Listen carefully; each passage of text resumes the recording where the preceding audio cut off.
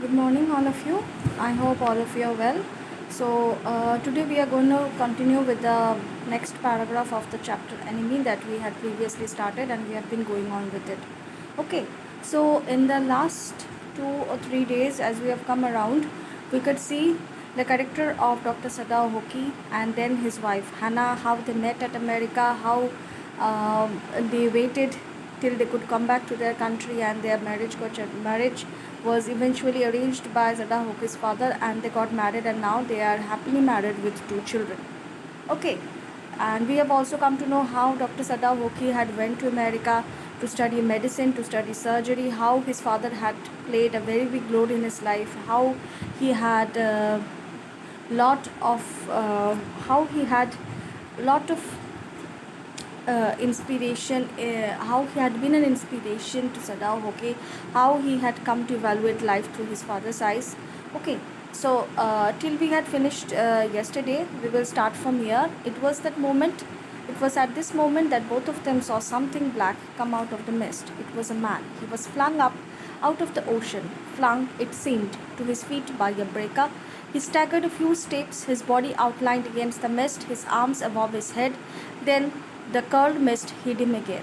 Okay, so as we can see, when the scene opened, Sada Hoki was standing near his house, which was beside the sea beach, and already the fog was enveloping the surrounding areas, and we could see that there are this fogs coming towards his home, and even it is going to envelop his house.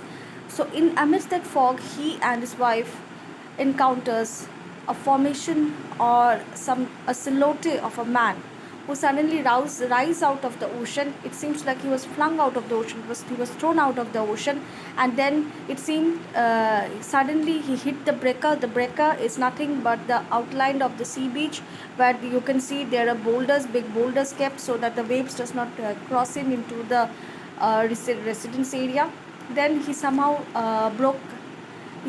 staggered to the breaker. Then he staggered few steps. Staggered means he went on with slow footsteps or halting footsteps, and then against the mist, his arm above his head. Then he curled again, mist hit him again. Then the curled mist hit him again. Okay, who is that? Hannah cried. She dropped Sadao's arm, and they both leaned over the railway railing of the veranda. Sorry, excuse me. So as soon as Hannah saw that man, she cried, saying that who is the man? And both of them leaned over the veranda so they can get a good glimpse of the man. Okay. Now they saw him again. The man was on his hands and knees crawling. Then they saw him fall on his face and lie there. So they can somehow ascertain that this was a man, because they can see that he was walking on his hand and knees. He was kind of crawling. Then they saw him again as he fall on his face and lied there. A fisherman, perhaps, Sadao said, washed from his boat. He ran quickly down the steps, and behind him Hannah came, her white sleeves flying. A mile or two away on the either side there were fishing villages, but here was only bare and lonely coast, dangerous with rocks. So as I've already said to you earlier in 2 or 3 days back, that the major occupation at that time in Japan was fishing. People were mainly occupied in fishing, and it was their major profession, major occupation. Their bread and butter depends on that. So Sadao said probably it could have been one of the fishermen who had gone out fishing in the sea, and maybe his boat was wrecked. His ship was wrecked. His boat was wrecked because of the uh, torrent weather in the sea, torrent weather in the sea, and that is why he have come across. He was swept away by the sea, and he is lying over there. Because Sadao said that there are few fishing villages nearby to their to their village, but he also said that this place, this part of the sea is the coast is dangerous, and the rocks are very bare and lonely bare, and the rocks looks dangerous because they were sharply pointed, and anyone can get hurt over there if they wash ashore. Okay, the surf beyond the beach was spiked with rocks. Somehow the man had managed to come through them. He must be badly torn. So Sadao said that the rocks over here, they were spiked, they were spikely placed, they were some sort of like some sort of bare thorns. Okay, and Sadao said that maybe this man had somehow managed to come through them, somehow he had managed to swim through them. And but Sadao also said he must be badly torn. Badly torn means that that doesn't mean that he was being torn into pieces, that means he was heavily injured. Okay, they saw when they came toward him that indeed it was so. The sand on one side of him had already a stain of red soaking through. That means he was already being injured when they came and saw him. His face, he was lying on his face, and one side of his face was covered with blood, which have actually stained the sand. He is wounded, Sadov exclaimed. He made haste to the man who lay motionless, his face in the sand, an old cap stuck to his head, soaked with sea water. He was in wet rags of garment. Sadov stopped. Hannah at his side and turned. The man said, "You saw the face." "A white man," Hannah whispered. Yes, it was a white man. The wet cap fell away, and there was his wet yellow hair, long as though for many weeks it had not been cut, and upon his young and tortured face was a rough yellow beard. He was unconscious and knew nothing that they did for him. So, Sadao was definitely a doctor, and someone who is wounded in front of a doctor needs care from him. And this is what Sadao was told always, that is what was taught always, and hence he moved forward and to help the man. And when he went there, he saw that the man was lying on his face and he was motionless. An old cap was sticking out. An old cap was stuck on his head, and it was already very drenched with seawater. He was all his clothes were wet. At that very moment, Sadao stopped, and then he tried to turn the man's face. He was lying on his face. He was lying on his face back towards upwards. His back was upwards, and then as they turned him around, as they wanted to see his face, they can understand that it was a white man. And Hannah definitely whispered, "A white man." And yes, it was a white man. As the cap fell away, they could understand it was a white man. White man's mean he was an American. Okay, he was an American. He was a foreigner.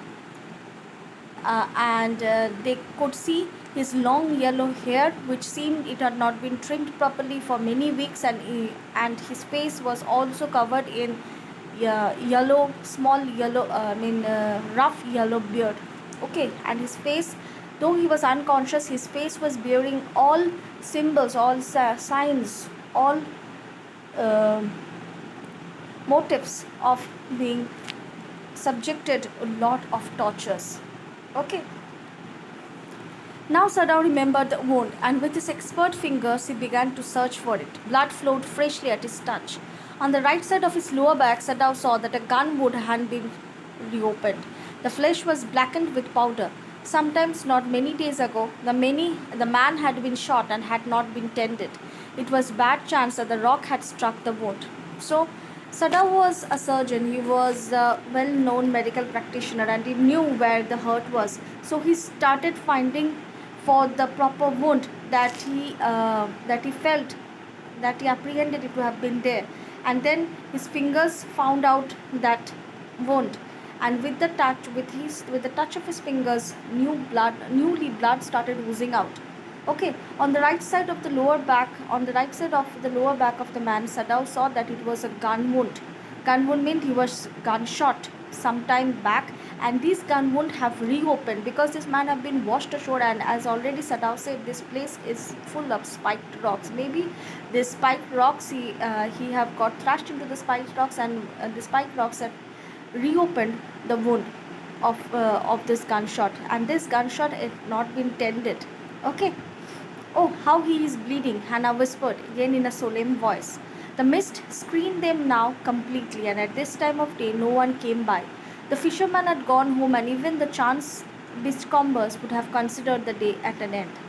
So, Hannah whispered that this man is bleeding. At that very time, as we already read before, the mist was already enveloping the areas, and now they were screened from the other part of the place, other part of the area through the mist. No one was there, and the entire area was lonely. Okay, and even the beachcombers means the beachgoers, or the people who love to spend their time at beach, would have called it an end, and they have returned back at their home because it was already full of mist. "What shall we do with this man?" Sadao muttered. But his trained hand seemed of their own will to be doing what they could do to stanch the fearful bleeding. He packed the wound with sea moss that strewed the breach. The man moaned with pain, his stupor, but he did not waken. So Sadao muttered with himself, "What should we do now?" Definitely, Sadao have understood that this man is actually one of his enemy, one of the American soldiers who is not meant to be here. Okay, so Sadao said to himself, what can I do with him? He is such a person who I am not being able to treat, because where my patriotism stops me from doing this, because he is from my enemy country.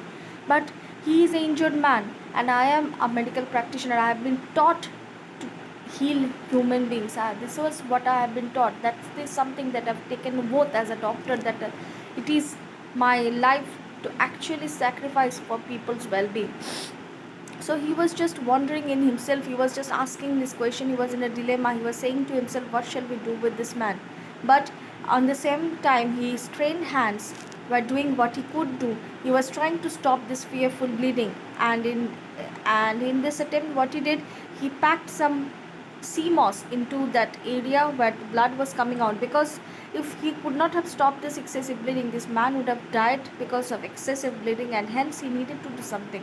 The man moaned as soon as Sadao hold this mosses around this wound, but he did not awaken. The best thing that we could do would be put him back in the sea, Sadao said, answering himself.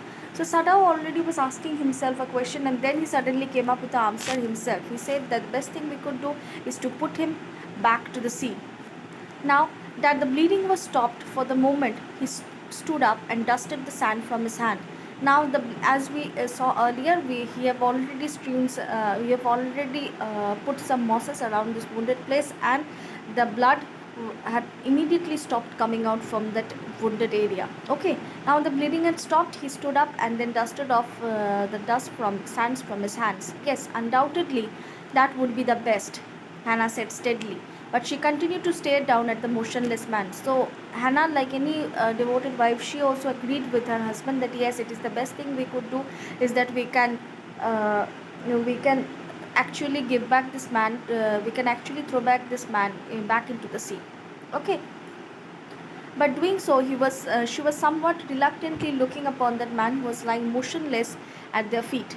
If we sheltered a white man in our house, we should be arrested, and if we turned him over as a prisoner, he would certainly die, Sadao said. So Sadao said to his wife that definitely if we shelter this white man in our house, because he is an enemy country and the countries are already at war, because if the Japanese army comes to know that Sadao is harboring an enemy in their home, then definitely Sadao and his family would be put in jeopardy.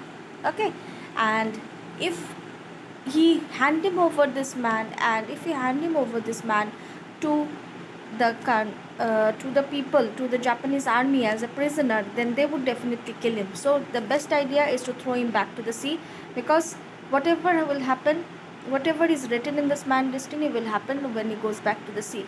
The kindest thing would be to put him back into the sea, Hannah said, but neither of them moved. They were staring with a curious repulsion upon the inert figure. So as we said earlier, that definitely Hannah was one of the most dedicated wife.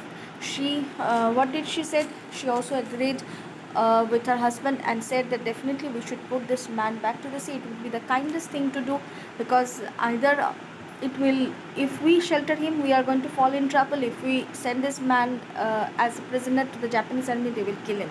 So let's the sea decide what it will do or not. Okay. But they said this, but none of them moved or take any initiative to throw this man back to the sea. Both of them were staring curiously with repulsion. With repulsion means both of them were reluctantly looking at this man, that whether they will throw them or not. There's a lot of reluctance in both of them, and they were looking in a sort of repulsion upon that inner figure. What is he? Hannah whispered. There is something about him that looks American, Sadao said. He took up the battered cap. Yes, they're almost gone, was the faint lettering. A sailor, he said, from an American warship. He spelled it out, US Navy. The man was a prisoner of war. So then Hannah whispered that what is this man? There is something that about him that looks American, Hannah Sadao said. And then he took up that cap beard, the symbols of the US Navy. And at that very moment, Sadao and Hannah realized that he was a prisoner of war. Prisoner of war means because the Japanese army had already succeeded in recapturing back their land, and they are capturing this American soldiers as prisoner of war. He was captured at a time, and maybe he was kept and tortured by the Japanese people, and then this man had somehow managed to flee from there, and he have ended up in front of Sadao's house.